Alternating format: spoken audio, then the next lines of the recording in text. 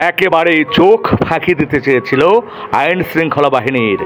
দারুণ কৌশলে আড়াল করেছিল নেশা সামগ্রী। এত কিছুর পরেও শেষ রক্ষা হলো না মাদক কারবারিদের। অবশেষে আটক হলো এক মাদক কারবারি, সেই সাথে উদ্ধার করা হলো 36 কেজি গাঁজা। মাদক কারবারিদের কৌশল দেখে রীতিমতো হতবাক বনে গেছে সবাই। শুক্রবার 9 জানুয়ারি গোপন সংবাদের ভিত্তিতে বগুড়া চারমাথা এলাকায় অবস্থান নেয় জেলা গোয়েন্দা পুলিশ।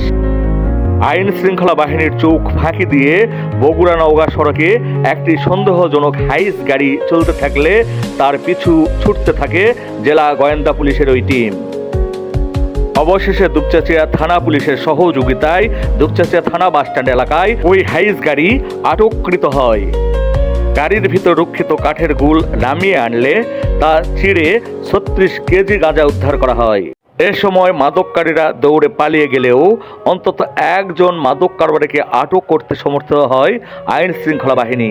কৃত মাদক কারবারির নাম মিজানুর রহমান। সে লালমনিরহাট জেলার হাতীবান্ধা উপজেলার মধ্য গুড্ডিমারি গ্রামের আব্দুল খালেকের ছেলে। সত্যের সন্ধানের ডেস্ক, দুপচাচিয়া, বগুড়া।